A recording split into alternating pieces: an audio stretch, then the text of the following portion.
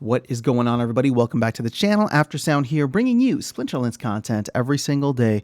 We also stream right here on this channel every Tuesday, Thursday, and Sunday morning, so come by and say hello. All right, well, we have the follow-up to the land potion proposal that was obviously turned down and is no longer in effect, but we now have this land starter package proposal, which actually is aiming to burn 3 times the amount of DEC by offering a set or a variety of solutions that people can engage in, whichever one they want. Again, none of this is required, but it'll allow them to burn DEC or DECB now in order to take full advantage of these items. So the pre-proposal, and this was presented by Splinterlands, so they burned 100,000 DEC. You can see the transaction number at the top. It is only about a day in so far. And the main thing with that is it's at 85% approval. So it's looking good, but keep in mind there's like another 6 days for the pre-proposal, and then it's going to move to an actual proposal, at which point people could change their minds. And we saw, a lot of it swing the other way with the land potion. So as it stands right now, it feels like people are much happier with this. A lot of the people who are very anti the land potions were involved in helping to create and write this one up. So I'm excited about it, and we can go ahead and dive into the options.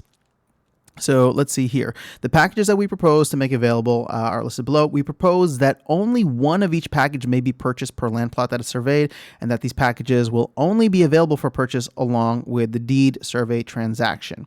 Okay, well, I guess I was wrong right off the bat. I thought you could buy all 3, but I guess you can only buy one. So this would keep us at that kind of probably 1.5 billion DEC burned if it was just going to be 10K for each of these options. So I would actually love for it to be opened up where people could buy all of them, but you'll see why in a second. They are actually unrelated, meaning that there's no crossover. You can actually get multiple benefits. So when you look at the building in a box, that is the first one. Proposed cost is 10,000 DEC or DECB, but the building in a box package allows the purchaser to begin with construction of a level 1 building on their single land plot without having to pay any DEC or resources. So think about it this way, right? When you start a guild, you pay 10K anyway. And so if you wanted to get a land, how do we put it? Level 1 building on land, this essentially is going to start you off with that. You'd have to pay 10K either way to get your building started, but now it would come pre-prepared, and I believe this simply eliminates the resources cost to begin the upgrade. The normal time for construction of that level 1 building will still be needed, and keep in mind there's going to be time. It's not just you do it and then immediately happens. There will be a time element to this as well, which goes into the second part or the second option that is available. So 10K. You get your building started, but as soon as your land is available to start in terms of building, the timer begins, right? Because you've already paid for that construction, or you've already paid the cost for the beginning of that construction. So they said, based on this, we expect that being able to immediately begin construction of level 1 buildings will provide a significant head start over players who have to wait until they are able to harvest enough resources to begin construction. Without the building in a box package, players will need to wait until enough wood, stone, and other resources are harvested and possibly refined. This is probably one of the more important parts of this, because now it's not just like you go on the market and you have to buy. This will be interesting because I think we'll need some clarity on this. But it sounds like if you pay for it with DEC now, then you don't have to worry about acquiring the resources. But in the future, I hope there are not DEC plus resources. So that's just a quick thing there. Now let's go to the second part here, or the second option, Time Vault. So again, proposed cost is 10,000 DEC or DECB. So it has long been discussed that players will have the option to pay a fee in order to speed up processes that take time, such as building construction and upgrades, resource transportation, all that jazz. What they're planning to do is offer a purchase of a transferable. So this is going to be yet another token called Time Crystal. Again, that name is subject to change. So the Time Vault package will provide purchasers with 48 hours worth of Time Crystal tokens, which will be able to be spent to reduce the amount of time that any processes within the land expansion take.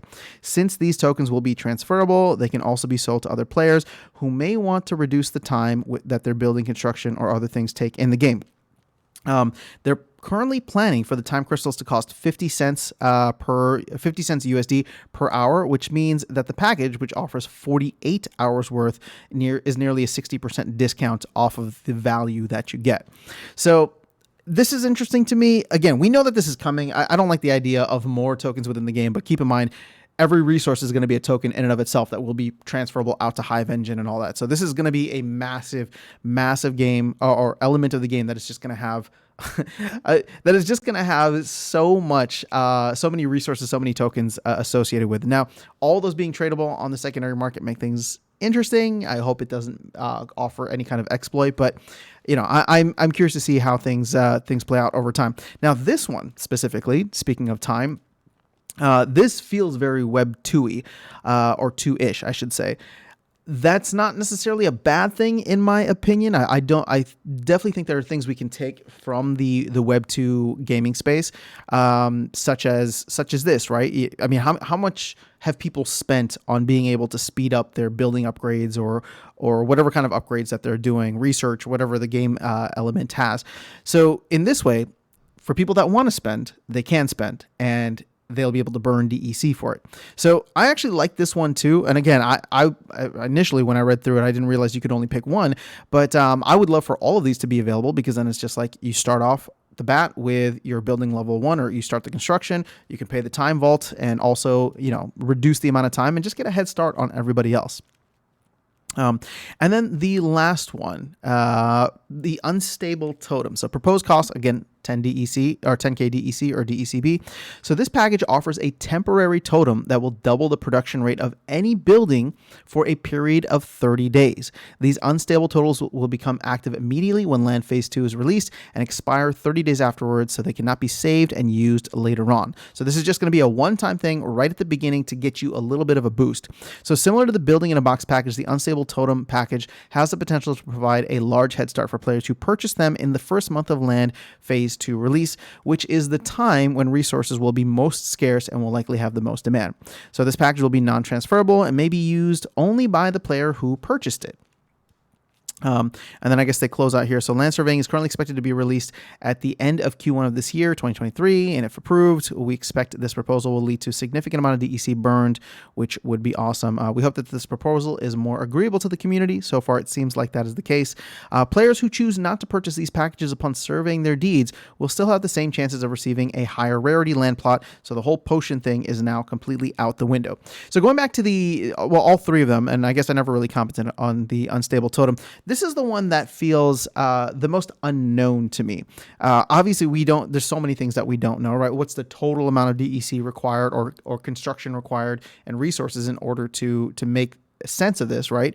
For the first part, how much time is it going to be required? Is this actually going to be worthwhile for you to spend 10,000 DEC in order, which again, right now is just a couple of bucks, right? $8. But again, that is something that can be applied probably or maybe to several different land plots. And then the unstable totem, I guess it wouldn't be. Well, no, I guess you could apply it to any land plot. So actually, the time vault makes the most sense, because if you have multiple plots, you can start to take advantage of this by not just buying something for a single plot. But point being, the unstable totem, this one just offers the most unknown elements to me.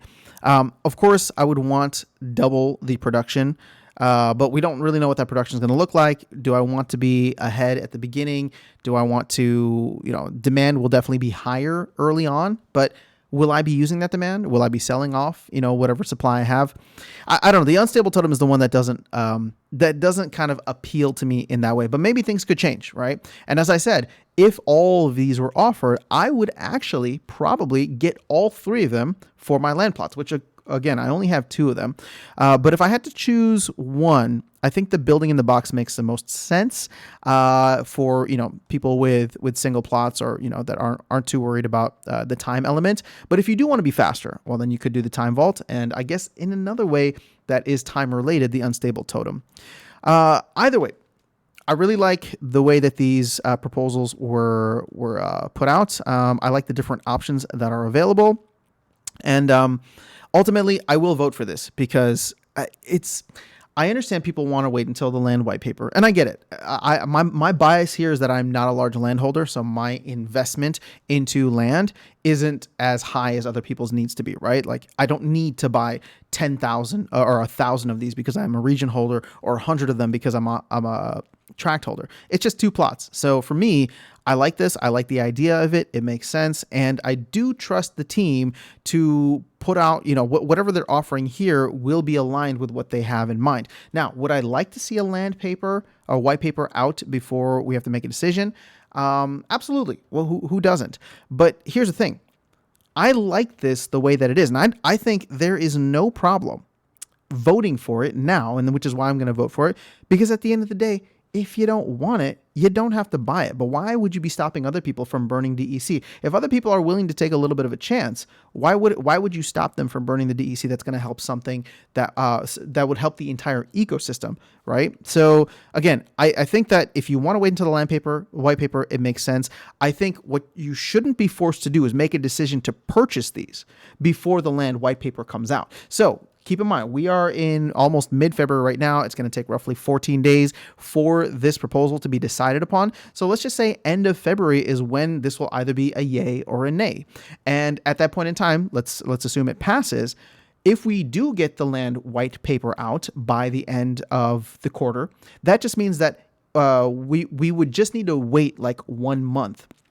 Or less than a month potentially before they put this out for actual sale. Does that make sense? So at the end of the day, like if you want to wait for the land white paper, that's fine. But I want to get this moving forward so that we have this proposal there. Now, again, you don't need to purchase it if you don't want to. If the land white paper comes out and it's just like, okay, now that I see the numbers there, I decide that I don't want any of the land starter packages. That's cool, right? Or once the land white paper comes out, you look at the starter packages and say, okay, yeah, I can do that, right? But at the end of the day, like the team is creating the starter packages to be aligned with what they have for the white paper. So I just don't understand like the absolute need for a white paper before you make any kind of decision on a proposal. And once again, I will say this, the team does not need to come to us for this. Like they do not need to come to us for this. So this is more so how can we work with the community? And I love the fact, even though I voted for the land proposal, the land potion proposal, I love the fact that it was voted down and it forced the team to come to us with something better. Because traditionally, and in most games, even in other Web3 games that don't have governance like this, the team would just put something out there and we would have to deal with it. But this is what I talk about when I was saying like, the sense of entitlement. Now people just feel like they can vote down anything and, they don't need to make a decision, whatever. Like the team is doing this all aligned, right? Matt was reading off the white paper in that last town hall that he was on. And so I don't need the white paper in order to be able to decide if these are things that I would want the option to have or not. I'm not saying I'm going to buy them, but I want the option there. I think that it's a great idea. It allows us to burn DEC now.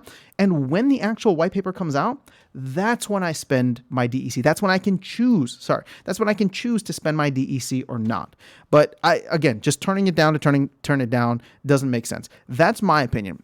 I would love to hear anybody that has an opposite opinion. And again, I know I'm calling people out who say they're waiting for the white paper, but please explain to me, like, what is it in the white paper that's going to make sense to you for whether or not you approve the proposal, not your decision, but whether or not you approve the proposal, right? Like, and I can understand. I'm going to try and strongman your argument or steelman your argument here that you probably just want to see all the numbers, and that's fine. That makes sense. But again, the trust that what I'm trying to say is that I'm putting the trust in the team that this is all going to be aligned, which the way that I said it right now makes it sound like you don't trust the team. So I want to make sure that I'm being very clear. I'm not trying to call you out or put you in a corner like that. I'm just saying that to me, it doesn't really matter because I trust that all this stuff is going to be aligned. So I would love to hear the opposing arguments to this, why you would be voting against it. And yeah, we can continue the conversation in the comments below. Otherwise, I'll catch you all in the next video and see you around the game. Take care.